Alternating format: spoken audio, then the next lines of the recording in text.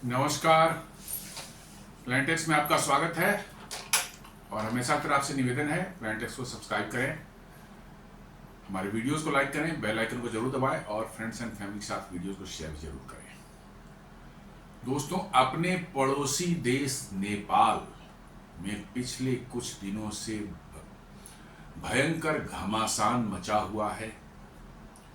सरकार के प्रति लोगों का रोष इतना ज्यादा है कि लाखों की संख्या में लोग जो है सड़कों पर आ गए। सरकारी इमारतों को फूंक दिया उन्होंने, पार्लियामेंट में आग लगा दी। प्राइम मिनिस्टर जो उनके जो है केपी शर्मा ओली है, उनके पर्सनल हाउस में कोई पब्लिक ने घेर करके उसमें आग लगा दी। पहले के जो मतलब कि जो है एक्स प्राइम मिनिस्टर जो शेर बहादुर देवगा, उनके घर में आग लगा दी।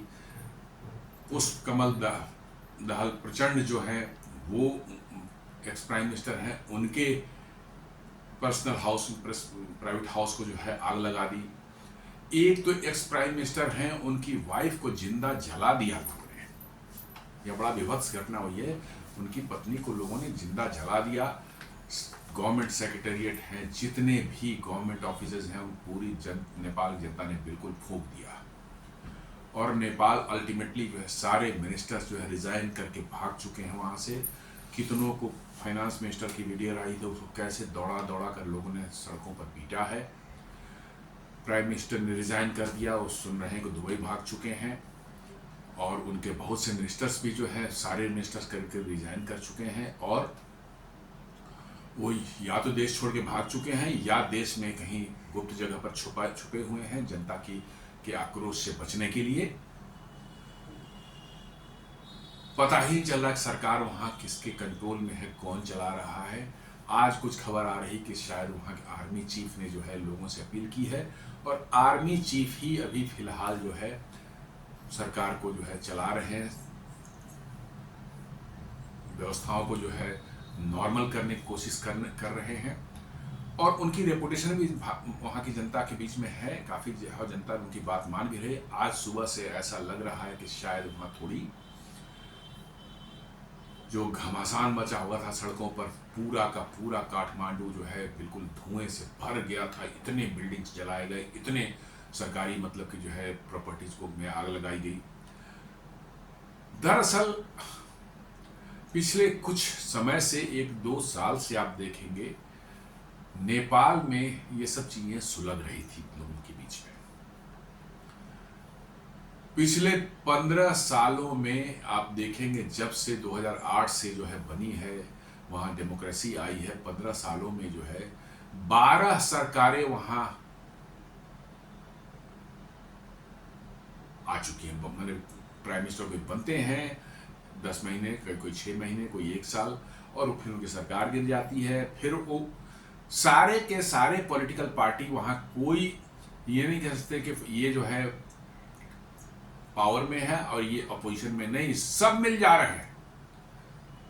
आप इमेजिन कर लें कि भारत में कांग्रेस और बीजेपी आपस में मिल जाए, कभी इसकी सरकार कभी उसकी सरकार, दाएं बाएं करके जो बनाने लगे, तो पब्लिक को क्या मैसेज जाएगा और क्या फीलिंग जाएगी। यही नेपाल में चल रहा था।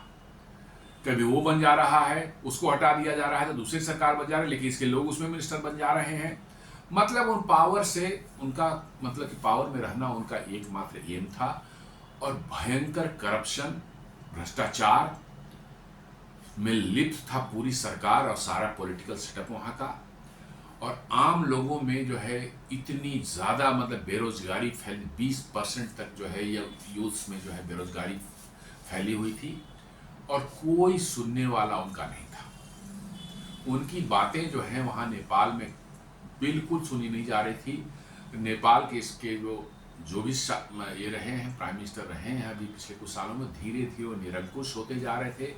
मीडिया को के बातों को दबाना, सोशल मीडिया पर कंट्रोल करने की कोशिश करना, इस सब तरह की चीजें चले और लोगों का इससे गुस्सा और उबल रहा था।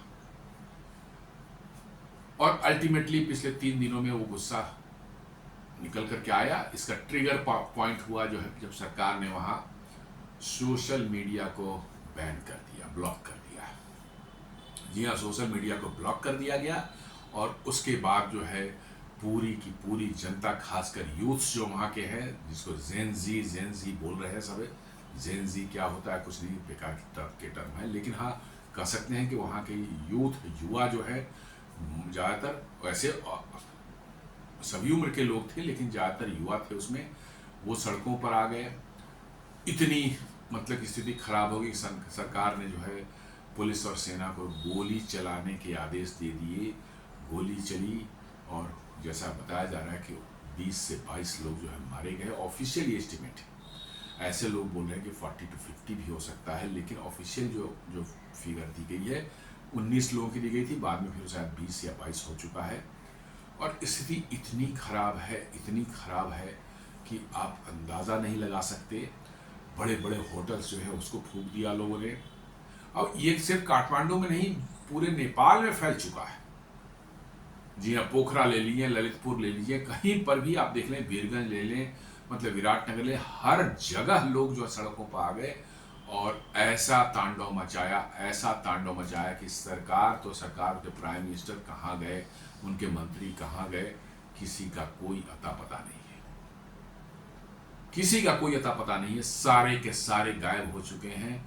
ओली के बारे में पता चला है कि वो प्राइवेट जेट से दुबई भागे हैं। रेस्ट का कुछ पता नहीं चल रहा है, वो भी भागे होंगे, या नेपाल में ही छुपे होंगे, चाहे भाग करके इंडिया में घुस गए होंगे, कुछ भी हो सकता है। यस, तो स्थिति इतनी गंभीर हो गई है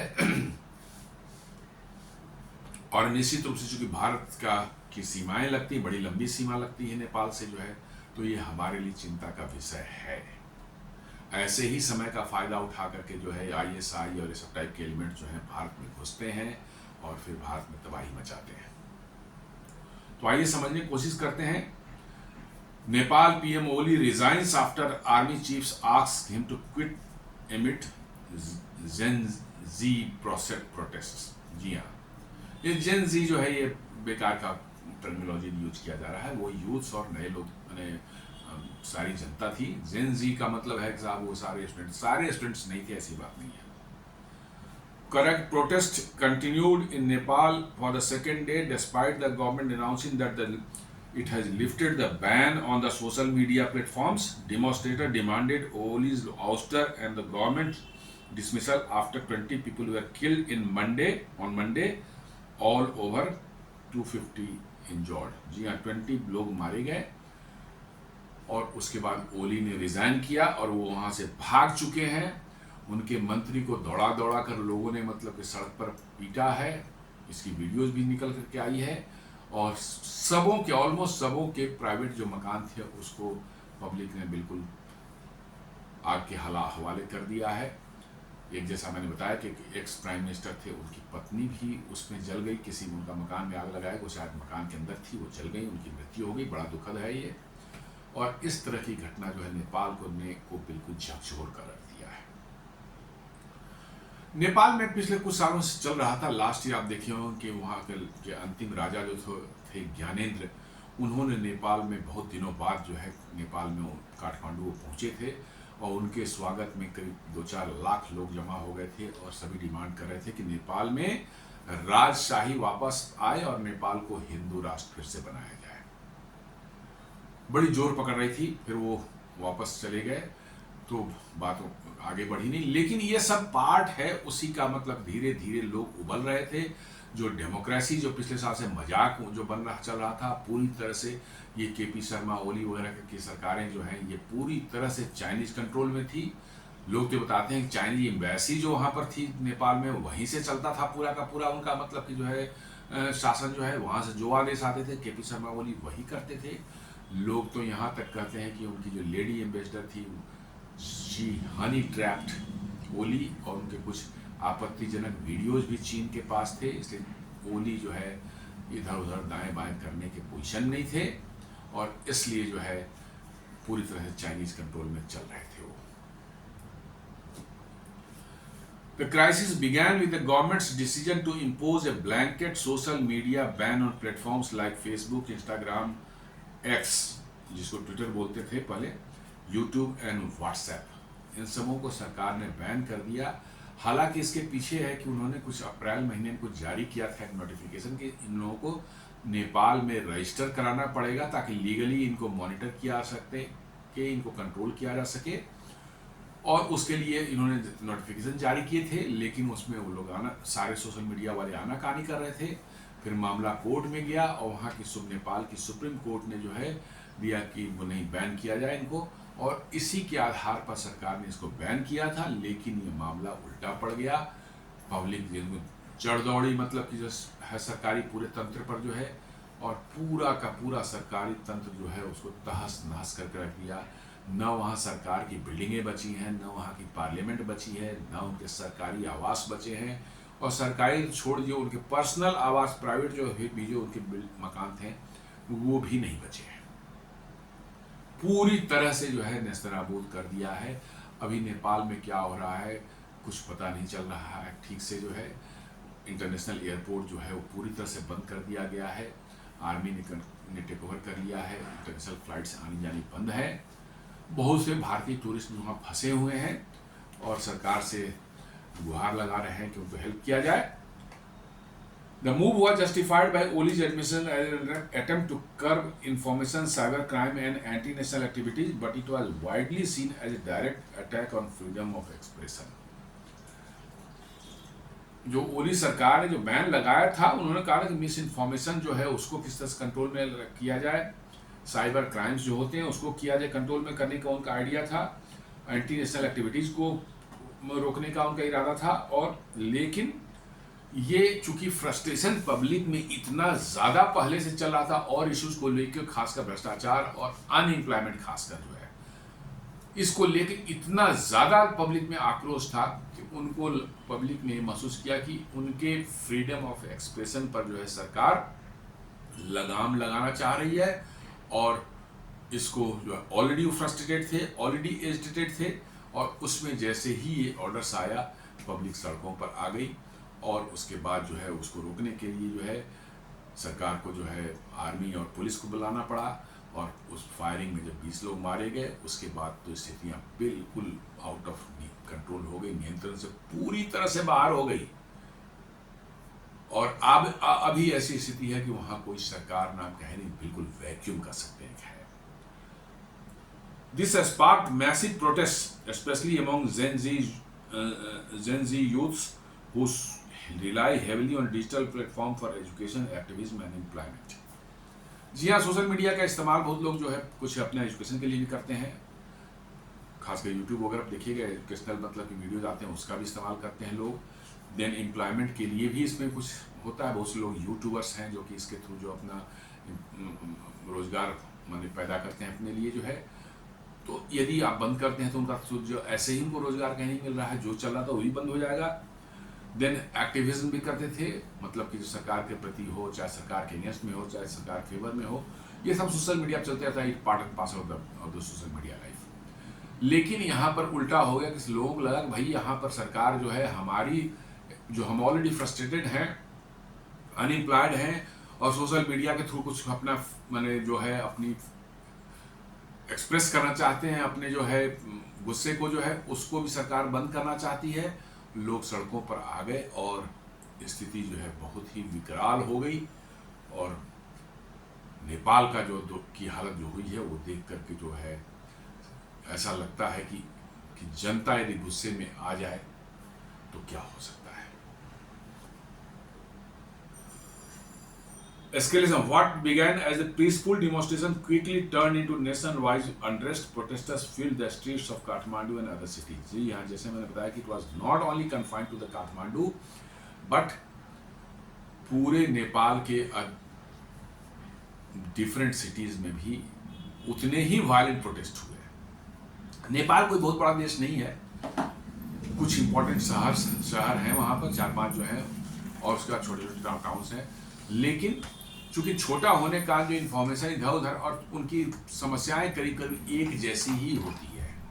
भारत में 27-28 राज्य हैं, कोई तमिलनाडु की समस्या अलग है, हरियाणा की समस्या अलग है, आसाम की समस्या अलग है, आपस में लिंक नहीं कर सकते।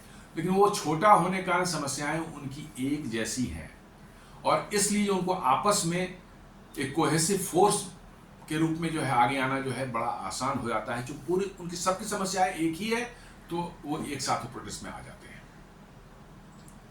तो वही कह रहा है कि जो पहले पीसफुल प्रोटेस्ट शुरू हुआ था वो पूरे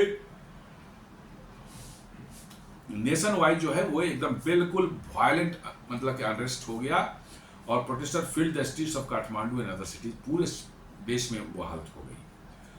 security forces use battles, tear gas and even live ammunition. जी हाँ, गोली चल गई ये और लोगों को जो है लोगों में गुस्सा और आ गया। उससे 19-20 लोगों की मृत्यु हो गई।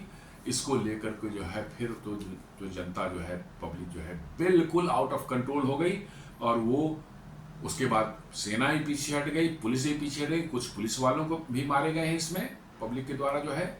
और पब्लिक ने सारे के सारे सरकारी आवास हो चाहे बड़े बड़े प्राइवेट होटल्स भी हों, सब में उन्होंने आग लगा दी। एक वीडियो में देख रहा था पूरे के पूरे काठमांडू में सिर्फ धुआं था और बहुत थिक स्मोक, हर तरफ जिधर भी दिख रहा था उसमें जो है सिर्फ धुआं ही धुआं दिख रहा था।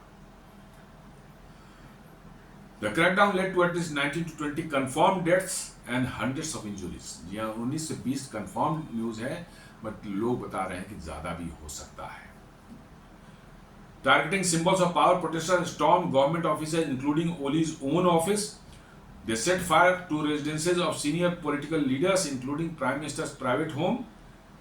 मतलब कि उन्होंने गुस्सा इतना था कि प्राइवेट होम को भी नहीं छोड़ा, सरकारी आवास से छोड़ दिए, प्राइवेट होम्स को भी उन्होंने नहीं छोड़ा। आप अभी प्राइम मिनिस्टर हो या पहले रहे हो, अभी मंत्री हो या पहले रहे हो, कुछ नहीं, क्या किसी पार्टी के भी हो, ये ना समझे कि जिस पार्टी की ओली थे सिर्फ नहीं, किसी, चूंकि सब मिलकर मिलजुल कर सरकार चल रही थी वहां की ना। ये प्राइम मिनिस्टर गिर गया, दूसरा बनेगा, लेकिन रहेंगे मंत्री सब वही सब 3-4 पार्टियां हैं, वही घूम करके सारे उसमें घुस जाएंगे। और इसलिए पब्लिक इसको समझ गई थी, इसलिए उन्होंने सबको दौड़ा दौड़ा कर मारा। सभी पार्टियों के, शेर बहादुर देववा नेपाली कांग्रेस के हों, चाहे कम्युनिस्ट पार्टी माओइस्ट के जो है प्रचंड हों, चाहे ओली के भी, पता नहीं उनका भी कोई कम्युनिस्ट पार्टी ही है, सबको मार मार के, डंडे मार मार करके जो है और आग लगा दी ऑफिस में, सब कुछ जो है ये तहस नहस कर दिया है। The protests were unprecedented, driven by youths Nepali under 30 who make up nearly 2/3 of the population। Nepali youth जो 30 से कम उम्र के हैं, करीब 2/3 जो है नेपाल की पॉपुलेशन के का हिस्सा है और ज्यादातर इस प्रोटेस्ट में जो है वही लोग आगे थे। क्योंकि नेचुरली समस्या होने की है, अनएम्प्लॉयमेंट है, बेरोजगारी है, सिस्टम नहीं है, भ्रष्टाचार पूरे सरकार में इस कदर घुसा हुआ है कि कहीं कुछ हो नहीं रहा है। नेपाल में किसी तरह का आप देखेंगे कि डेवलपमेंट वर्क या कुछ नेपाल में होता हुआ नहीं दिख रहा है। तो लोगों में भारी आक्रोश था, इसलिए जो है लोग सड़कों पर आकर के इतना उपद्रव उन्होंने किया।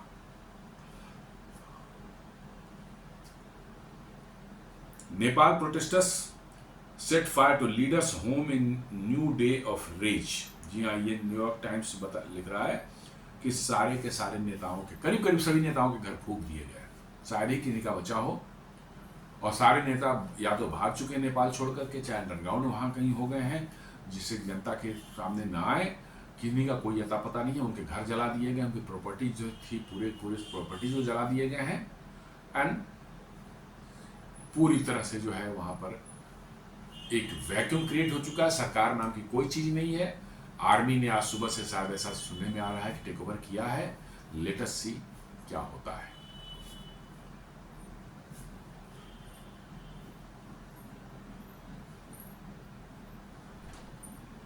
वहां पर जो पार्टियां, नेपाली कांग्रेस है, then Congress communist party of Nepal UML है, माओइस्ट लेनिन वाली जो है, देन एक पीएसपी है, फिर एलएसपी-एन है। ये सब मिलजुल करके जो है, हमें किसी की मेजोरिटी कभी नहीं आती और एक की सरकार बनेगी, सब उसको सपोर्ट करके सब उसमें जाकर मंत्री बन जाएंगे।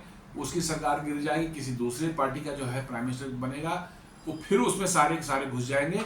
तो जनता ने ये समझ लिया कि ये सारे के सारे चोर हैं, सब बदमाश हैं, इनका धंधा है बना हुआ, किसी की भी सरकार रहे सब पावर में रहेंगी, यही मंत्री बनना ही है इन्हीं को।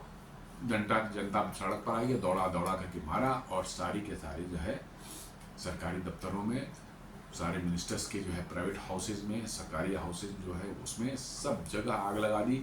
और बड़ी बड़ी प्रॉपर्टी जो है होटल्स वगैरह जो है उसमें भी उन्होंने आग लगा दी, क्योंकि वो सब भी उन्हीं पार्टियों के बड़े बड़े नेताओं के थे। जी हाँ, वो बड़े बड़े नेताओं के भ्रष्टाचार जो लिप्त थे उन्हीं के वो सब थे।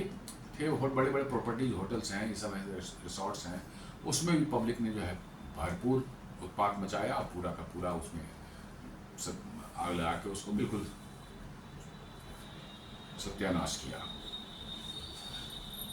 अब deeper issue behind the protest ये देखना चाहिए, the anger is not just about social media. मैंने कहा था ना कि सिर्फ सोशल मीडिया तो एक उसको ट्रिगर किया है, प्रॉब्लम पहले से चल रही है। It reflects long term frustration, unemployment and brain drain, millions of young Nepalese migrate abroad for work, few opportunities exist at home. वहाँ पर कुछ है ही अपॉर्चुनिटी नहीं है, उनको बाहर बाहर के देशों में जाना पड़ता है। बड़ी तादाद में तो भारत में काम कर रहे हैं, छोटे मोटे काम पर कर रहे हैं, वो वहाँ पर मिल ही नहीं, नेपाल में उनको मिल ही नहीं रहा है। और फॉर अदर फॉरेन कंट्रीज में ही बड़ी तादाद में माइग्रेट होकर जा रहे हैं कि कहीं वहाँ काम धंधा कुछ मिल जाए उनको, जो है इसको लेकर फ्रस्ट्रेशन था, क्योंकि नेपाल में कुछ अपॉर्चुनिटी नहीं बनती है। Wide spread corruption in political party and bureaucracy. जी हाँ, करप्शन बिल्कुल पीक पर था, इतने ज़्यादा वो था कि वर्चुअली वहाँ बिना पैसे के किसी का कोई काम नहीं हो रहा था। तो पब्लिक ये तो देख रही थी, आप छोटे काम के लिए जाएं, आप बिना पैसे दिए नहीं हो रहा, ऐसे ही फ्रस्ट्रेटेड है कि भाई उनको नौकरी नहीं मिल रही है, उनको कोई रोजगार नहीं उनका हो पा रहा है, और ऊपर से जो है कोई काम यदि आपका सरकारी डिपार्टमेंट में हो गया तो आप पैसे देने पड़ेंगे। तो इसको लेकर के बहुत ज़्यादा वहाँ पर फ्रस्ट्रेशन था। Weak governance, frequent changes of government. Nepal has seen 12 government in 15 years since becoming republic in 2008. जी हाँ, 2008 में बनी थी वो, और वो 2008 के बाद जो है 15 साल में वहाँ 12 गवर्नमेंट बने। आप अंदाजा लगा सकते हैं, मतलब शायद ही कोई सरकार एक साथ ज़्यादा टिकी हो। सब वही 10 महीने, 8 महीने, 1 महीने, एक आध कोई एक साल से ऊपर टिके नहीं, तो सभी के सभी। और उसमें जो मंत्री सब वही हैं, इस पार्टी का प्राइम मिनिस्टर बना था, उसमें दूसरे पार्टी वाले सपोर्ट करके जो है उसमें वो मंत्री में घुस गया। फिर दूसरा प्रधानमंत्री बदलेगा, वो उसको हटा दिया, दूसरा बनेगा, वो सब इसके भी सब उसमें चले जाएंगे, मतलब कि जो है आपको सपोर्ट करेंगे, सरकार में घुस जाएंगे और भी मंत्री बनेंगे। मतलब मंत्री पर माइंड बने रहना है और खूब भ्रष्टाचार करके पैसे कमाना है, ये चल रहा था वहां पर। Youth alienation, Gen Z feels unheard despite making a majority of the population. में यूथ जो है वो, मैंने कहा कि वो उनको लग रहा था कि उनका कोई सुनने वाला ही नेपाल में नहीं है, जबकि 2/3 पॉपुलेशन जो उन्हीं की है नेपाल के अंदर में। Social media ban become just symbolic breaking point. ये सिर्फ एक ट्रिगर बना है और कुछ नहीं है। It just triggered the frustration, frustration को ट्रिगर किया है, और उसके बाद वहां पर जो है पूरा उत्पात शुरू हो गया। Curfew impose in Kathmandu valley and surrounding districts, ये ऑलरेडी लग चुका था। स्कूल अभी भी होगा शायद। Schools and businesses close for safety reason, है सारे बंद कर दिए गए। Social media ban lifted in an emergency cabinet meeting, the government reverse the ban early Tuesday in an attempt to calm protesters. जब प्रोटेस्ट बहुत वायलेंट हो गए, गोली चल गई वहां पर, लोग मरने लगे, तो सरकार ने जल्दीबाजी में, हड़बड़ी में जो है एक कैबिनेट मीटिंग करके उस बैन को जो है तुरंत से उसको हटा लिया। लेकिन तब तक तो डैमेज हो चुका था, army and police have been mobilised heavily but their crackdown only fuelled anger. जी आर्मी और पुलिस को बुलाया गया था, ये गोली चली, उनको लाठियां चलाई गई, सारा कुछ हुआ, जो इतना भी है, 19-20 लोग मरे हैं। ये फर्दर समझिए कि एज ए फ्यूल काम किया इस पूरे एजिटेशन, ये प्रोटेस्ट जो हो रहा था, वायलेंट प्रोटेस्ट जो हो रहे थे, इसमें फर्दर फ्यूल का काम किया है, और उसका कोई फायदा नहीं हुआ बुलाने का, रादर और भी जो है भड़क गई आग। जी हाँ, आग और भड़क गई, और लोग जो है बिल्कुल जो है पूरे के पूरे काठमांडू और पूरे नेपाल के अलग अलग शहरों में वो इस लेवल का मतलब उत्पात हुआ है, इस लेवल का मतलब कि वायलेंस हुआ है कि अंदाजा लगाना मुश्किल है। Compensation promise, government has placed compensation for the families of those killed. ये तो होता ही है, उन्होंने सरकार ने कुछ बोला है कि भैया हम उनको कंपेंसेशन दें, but it is not going to, मतलब कि जो है इससे कुछ खास होना नहीं है। लेकिन हाँ, थोड़ा लोगों का रोष जो है उसको ठंडा करने में for the time being maybe कि it may work as a catalyst. Political fallout में जो है सरकार नहीं है, ही नहीं, कोई मिनिस्टर नहीं है, सारे भाग गए हैं, रिजाइन करके भाग चुके हैं, वहां से फरार हो चुके हैं, कोई नेपाल में नहीं है। उनके न होम मिनिस्टर हैं, न एग्रीकल्चर मिनिस्टर हैं, प्राइम मिनिस्टर ओली भी रिजाइन करके भाग चुके हैं, और opposition leaders accuse the governments of pushing Nepal into chaos through authoritarian policies। Opposition leader जो है, जो अपोजिशन में वहां पर हैं, वो कह रहे हैं भैया नेपाल को जो है आपने ऑथोरिटेरियन मतलब एक सरकार चला रहे थे आप, और नेपाल को आपने बिल्कुल जो है एकदम अस्त व्यस्त वाली अवस्था जो होती है, अब पूरी तरह से अव्यवस्था में आपने झोंक दिया है, नेपाल क्याओस में आपने झोंक दिया है। International observers are warning of a political crisis that could destabilize Nepal's fragile democracy। जो इंटरनेशनल ऑब्जर्वर्स हैं वो कह रहे हैं कि भैया नेपाल की फ्रेजाइल डेमोक्रेसी कभी अभी तक स्टेबल हुई नहीं है, और ये समझ लीजिए एक पॉलिटिकल क्राइसिस क्रिएट हो चुका है। कैसे आगे आने वाले समय में वहाँ स्टेबलाइज होगा वहाँ की पॉलिटिक्स या वहाँ की गवर्नेंस, ये तो समय ही बताएगा। बट परिस्थितियां दोस्तों बहुत खराब है, थोड़ी बहुत नहीं, बहुत ही खराब है। Army's role at the final push. General Ashok Raj Sigdel, chief of the army staff since 2024, played a decisive role. The army, long seen as a stabilizing force in Nepal's fragile democracy, initially avoided direct intervention। जी हाँ, नेपाल में army का बहुत respect है, जैसे भारत में army की बहुत respect, वैसे नेपाल में भी आर्मी की बहुत रिस्पेक्ट है। और नेपाल की आर्मी काफ़ी प्रोफेशनल आर्मी है, जो उनकी सारी ट्रेनिंग भारत में होती है, एनडीए में होती हैं, उनके ऑफिसर्स, उनके कैडर्स या उनके सोल्जर्स, उनकी बड़ी तादाद में भारत में ट्रेनिंग होती है। और भारतीय आर्मी से बड़ा ही उनका क्लोज माने एक कांटेक्ट है। मतलब आपको जानकर आश्चर्य होगा कि भारत के जो आर्मी चीफ होते हैं वो ऑनरेरी आर्मी चीफ नेपाल की आर्मी के भी माने जाते हैं, ऑनरेरी। और नेपाल की आर्मी चीफ जो है वो ऑनरेरी चीफ हैं भारत के आर्मी के, जो है इतनी क्लोजनेस है दोनों बीच में। उनके सारे ऑफिसर कैडर्स जो है वो एनडीए और इंडियन मिलिट्री अकेडमी के ट्रेन हैं, और इसलिए उसमें प्रोफेशनल एक मैंने उनका ये है काम करने का तरीका है, उनकी बड़ी रिस्पेक्ट है नेपाल में। तो army has long been seen as a stabilising force in Nepal fragile democracy, initially avoided direct intervention. वो इंटरवेंशन को अवॉइड करना चाह रहे थे, but as violence spiral out of control and police become ineffective, Sigdel told Oli privately that the army could not restore order unless he step down. मतलब कि army ने साफ कह दिया ओली को कि आर्मी नहीं संभाल सकती इस सिचुएशन को, इतना खराब सिचुएशन हो गया है, जब तक कि आप रिजाइन ना करें। और उसके बाद ही ओली ने रिजाइन किया, नहीं तो ओली वाज एडमेंट कि हम रिजाइन नहीं करेंगे।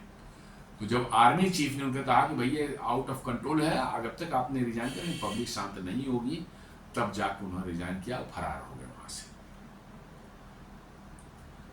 Report suggest Oli even requested the army's help in arranging a safe exit route, possibly to flee to Dubai। उन्होंने आर्मी कहा कि भैया हमको एक सेफ एग्जिट रूट बनाओ, खुद हमको जुगाड़ करो, कुछ तरह से करो ताकि मैं दुबई भाग सकूं। The army reportedly agree to protect him but only if he resign. Army ने एग्री किया कि ठीक है हम आपको सेफ एग्जिट देंगे, बट ये तभी होगा जब आप रिजाइन करेंगे, अदरवाइज नहीं होगा। तो इसका मतलब है कि आर्मी ने एक की रोल मैंने किया कि ओली रिजाइन करके भागे, और तब जाके पब्लिक का क्रोध, थोड़ा उनका जो है गुस्सा जो है उनका जो है सरकार पे थोड़ा ठंडा हुआ। और आज सुबह से का एक मैंने वीडियो देखा कि थोड़ी शांति वहाँ पर है, अब नए आग वगैरह नहीं लगे हैं, लोग धीरे धीरे अपने काम धंधे या उनका जो भी है रूटीन पर उस पर आने की कोशिश हो रही है। लेकिन अभी भी परिस्थितियाँ बहुत टेंस हैं, कोई सरकार नहीं वहाँ, आर्मी चीफ जो है वही जो है आर्मी ही चला रही है, और कुछ हद तक जो है आपको आप जो सरकार के थोड़ी गवर्नेंस की थोड़े बहुत काम जो है वो सब लोग कर रहे हैं। देखें क्या अल्टरनेट व्यवस्था होती है, ये देखने वाला होगा। 9 तारीख को मैंने कल जो है ओली ने रिजाइन करके जो है और एक पॉलिटिकल सॉल्यूशन उन्होंने फैसिलिटेट पॉलिटिकल सॉल्यूशन करने की कोशिश की, और फर्दर जो है ब्लड शेड नहीं हो, इसके लिए उन्हें रिजाइन करके और उन्होंने सीधे जो है दुबई का रुख कर लिया। His departure mark the end of turbulent nature tenure where he has already been forced out once before in 2021 by parliament but has returned to power later। 2021 में के पहले भी प्रधानमंत्री 2021 में जो है उन्होंने उनको निकाला गया वहां से, प्राइम मिनिस्टरशिप से हटना पड़ा था, लेकिन वो फिर दोबारा आ गए और बड़ा ही उनका डिस्टर्ब मतलब कि जो पीरियड रहा है due to his nature. Bharat के साथ भी उन्होंने बहुत पंगे लिए, हर तरह की मतलब चाइना जिस तरह से मैप निकालता है वो भी मैप निकाल के भारत के हिस्से को अपने हिस्से में दिखाना, ये सब करना जो है, इस तरह के टॉन्ट्रम्स जो है वो कर रहे थे। और जिसको वहां की जनता नहीं पसंद करे, जो वहां की जनता में जो है भारत के प्रति बहुत सम्मान है, भारत को जो है अच्छे मन उसमें लेते हैं। लेकिन ये ओली जब से सरकार में आए थे तब से उन्होंने जो है ये सारा तमाशा शुरू किया हुआ था। गवर्नेंस से उनका कोई लेना देना नहीं था, चाइना के सारे को चल रहे थे और जैसा चाइना चाहता था, चाइना भारत को में तो डिस्टर्बेंस करना चाहता ही है, इसलिए जो नेपाल को भी चाइना इस्तेमाल कर रहा था as a tool to destabilise India. और उसी का नतीजा है कि ये अल्टीमेटली ये फ्रस्ट्रेशन, जब आप देश में कुछ काम नहीं करेंगे, इन सब चीज़ों में आप इन्वॉल्व रहेंगे, तो आप इस ऐसे ही सिचुएशन आपके सामने आएगी। Collapse of Oli's position, Oli already faced criticism for authoritarian tendencies, curbing dissent, controlling media। जी हाँ, उन पर बहुत आरोप पब्लिक में लगा रही थी और उनके पॉलिटिकल अपोनेंट भी लगा रहे थे कि भैया ये अथॉरिटेरियन जो है एटीट्यूड नहीं चलेगा, आप पब्लिक कोई डिसेंट है उसको आप मतलब कि जो है दबाना चाहते हैं, मीडिया को कंट्रोल करना चाहते हैं। तो इन सब चीज़ों को देखते हुए जो है ऑलरेडी उनकी इमेज बहुत ज़्यादा खराब थी। करप्शन एलिगेशंस तो इतने ज़्यादा थे उन पर और उनकी पार्टी पर और उनके फैमिली मेंबर्स पर जो है कि जिसका कोई अंत नहीं है, इतने ज़्यादा करप्शन के एलिगेशन थे। और failure to deliver on promise of economic revival and job creation, जो उन्होंने प्रॉमिस किया था आने के पहले कि भैया हम इकोनॉमिक रिवाइवल करेंगे और जॉब क्रिएशन करेंगे, उसमें कुछ भी नहीं हुआ, क्योंकि उस समय इन्वॉल्व ही नहीं थे। तो चाइना के सारे चल रहे थे, इनको तो धंधा कुछ और चल रहा था, लूटो मौज करो और चाइना जो कहे वैसा करो, कुछ नहीं किया था इन्होंने। पब्लिक में और फ्रस्ट्रेशन बढ़ा हुआ था। His popularity plummeted as protest spread across beyond Kathmandu in rural area. जी हाँ, ये रूरल एरियाज में भी ये प्रोटेस्ट जो है बुरी तरह से फैल चुका था और इसलिए उनकी पॉपुलैरिटी जो है बहुत तेजी से गिरी और लोगों में उनके प्रति इतना ज़्यादा गुस्सा हो चुका था कि वो शायद वहाँ लोगों के सामने आते तो जिंदा बचने की संभावना नहीं थी। अब वहाँ पर कहा जाए कि एक वैक्यूम ऑफ पावर है, क्या होगा कह नहीं सकते, कैसे आगे वहाँ पर सरकार बनेगी, कैसे मतलब कि जो है वो होगा, ये कहना मुश्किल है कि कौन चलाएगा। Caretaker government is likely with the army asserting strong behind the scenes influence। ऐसा माना जा रहा है कि शायद कोई केयरटेकर गवर्नमेंट बने और आर्मी बैकग्राउंड से जो है अपना जो है इन्फ्लुएंस का इस्तेमाल करके सरकार को चलावे। किस तरह से यह अपोजिशन पार्टीज में क्या है, सबको तो पीट पाट के बराबर करे। Nepali Congress Maoist centres are positioning themselves alternatives, सबों को पब्लिक ने पीटा, सब पब्लिक सबसे जो है मतलब कि जो है चिड़ी हुई है। स्ट्रीट प्रोटेस्ट जो है वो कंटिन्यू हो रहे हैं with demands of full restoration of democratic freedoms and absolutely accountability for death during the crackdown. जी हाँ, पब्लिक कर रही है, अभी चल रहे हैं प्रोटेस्ट जो है, कह रहे हैं कि अकाउंटेबिलिटी फिक्स करो क्रैकडाउन पर, एक्शन लो, जिन्हों जो रिस्पॉन्सिबल है उनके खिलाफ एक्शन लिया जाए। आर्मी का डायलेमा, दो not formally taking power the army is directing the transition. Power उन्होंने टेक ओवर नहीं किया है लेकिन वो कोशिश कर रहे हैं कि किसी तरह कोई सरकार, ऑल्टरनेटिव सरकार बन जाए, इसके लिए थोड़ी डायरेक्शंस और कुछ वो सब दे रहे हैं वो। Concerns remain over whether this could pave the way for a soft coup or military dominated government. अब ये डर है कि कहीं आर्मी जो है टेक ओवर कर ले तो फिर ये तो मिलिट्री रूल टाइप का हो जाएगा, ये भी एक डर है। और पब्लिक का मूड है celebrity in parts as Oli's exit is seen as a victory for youth power. Public जो अब सेलिब्रेट कर रही है क्योंकि मतलब कि जो है ओली जो को भागना पड़ा, तो ये वहाँ की यूथ जो है कर रही भैया हमने जो है उसको खदेड़ा है यहाँ से नेपाल से, इसलिए जो वो सेलिब्रेटरी मोड में है वो लोग। Yet fear remains that chaos could worsen if no stable government emergency. लेकिन पब्लिक के बीच में ये भी है कि यदि कोई स्टेबल गवर्नमेंट नहीं आया तो क्याउज फिर शुरू हो जा सकता है, क्योंकि नेपाल में की इकोनॉमिक स्थिति जो है, आर्थिक स्थिति बहुत खराब है। कोई इन्वेस्टमेंट नहीं हो रही है बाहर से, इंफ्रास्ट्रक्चर बिल्कुल खराब स्थिति में है, सरकार जो है एकदम निकम्मी थी, अभी तो कुछ है ही नहीं, बिल्कुल निकम्मी थी, वो कोई डेवलपमेंट वर्क नहीं कर रही थी, रोजगार का कहीं अता पता नहीं था। ऐसे में पब्लिक क्या करेगी, कहाँ जाएगी, ये तो गुस्सा निकलना ही था।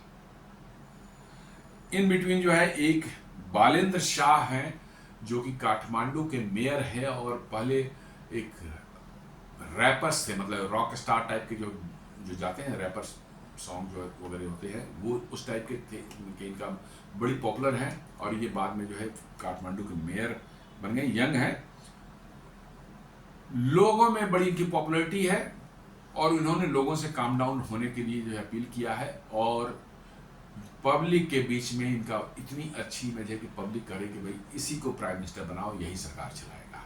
अब देखने वाली बात होगी कि बालेंद्र शाह जी क्या वहाँ पर फिट होते हैं, कैसे होते हैं, बट पब्लिक में बहुत अच्छी सपोर्ट है और पब्लिक डिमांड कर रही है कि Balendra Shah should take over as prime minister.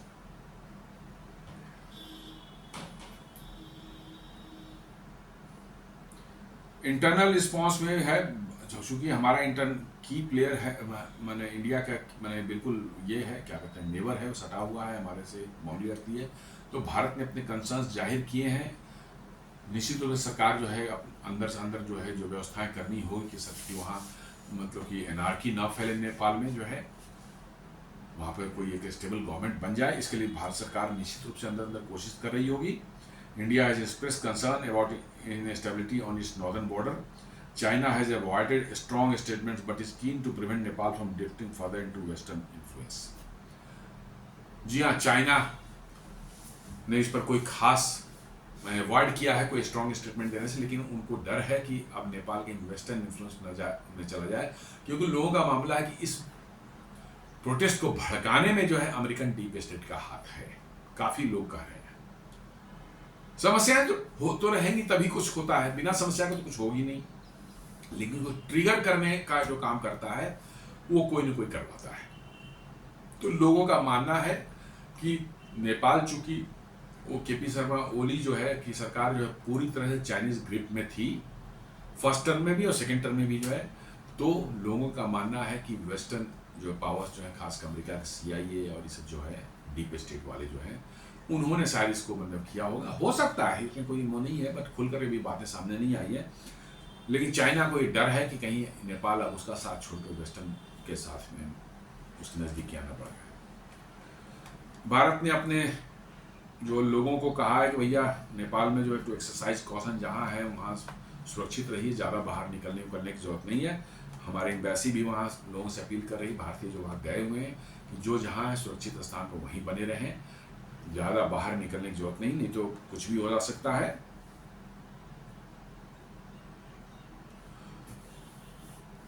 Historical significant देखें तो 2006 में जो एक हुआ था मूवमेंट हुआ था, हालांकि उसमें वायलेंस नहीं हुई थी, इस बात को आप जान लें। वो राजतंत्र को हटा के प्रजातंत्र लाने का था, वो भी कम्युनिस्ट पार्टी वाले ही का धंधा था, पब्लिक का नहीं था, कम्युनिस्ट पार्टी वाले। लेकिन समटाइम्स नेपाल में चूंकि अनएम्प्लॉयमेंट ज़्यादा समस्याएं रहती हैं हमेशा से, तो पब्लिक साथ में हो गई थी, लेकिन वो भी किया था। और उसमें जो है भारत के कम्युनिस्ट पार्टी वाले CPM और ये सब जो है, और इवन कांग्रेस पार्टी भी जो है, उनका भी रोल था किसी तरह से वहाँ पर हटाया जाए राजतंत्र को, और उसके बाद जो है वो जो हिंदू राष्ट्र था उसको जो सेकुलर गवर्नमेंट बना दिया जाए और वहाँ पर माओइस्ट या कम्युनिस्ट वाले जो है कैप्चर कर लें पावर को, और वही हुआ। तो वो एक बड़ा रिवॉल्यूशन जैसा था, लेकिन उसमें मारकाट नहीं हुई थी। उसके बाद जो है ये सबसे बड़ा जो है, for the first time social media freedoms not just bread and butter economic issues have driver regime change in Nepal. पहली बार लोग खाने पीने नौकरी वगैरह बात बोलेंगे, नहीं सोशल मीडिया तो उन्हें बंद किया, बस हम देख लेंगे। हालांकि ये मैं बता रहा हूँ कि सोशल मीडिया बंद करना it was just a trigger, चीज़ें पहले से ही बॉयल हो रही थी, उबाल मार रहा था बहुत पहले से, कई सालों से। वो अब एक किसी इंसिडेंट को लेकर के ट्रिगर हो जाता है और उससे ये हुआ है।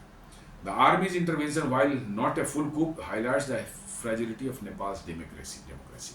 जी हाँ, नेपाल में डेमोक्रेसी कभी नहीं है, और राजा का शासन जब से गया है, राजतंत्र खत्म हुआ है, नेपाल में डेमोक्रेसी बिल्कुल नहीं आई है। ये सिर्फ नाम मात्र का मतलब डेमोक्रेसी था। हर 8 महीने 6 महीने बाद सरकार बदलती है, और वही मिनिस्टर्स और वही प्राइम मिनिस्टर चेहरा बदलता है, मंत्री वही रहते हैं। तो दोस्तों ये एक विश्लेषण था नेपाल की आज की जो है परिस्थिति जो है बनी हुई है पिछले कुछ 2-3 दिनों से जो है, और नेपाल जिस तरह वायलेंस हुआ है और जिस तरह से अव्यवस्था फैली है वहाँ पर। उम्मीद करता हूँ कि ये वीडियो आपको पसंद आया होगा। आप इसे लाइक करें, फ्रेंड्स एंड फैमिली के साथ शेयर करें, हमारे चैनल को सब्सक्राइब करें और बेल आइकन दबाना बिल्कुल नहीं भूलें। धन्यवाद।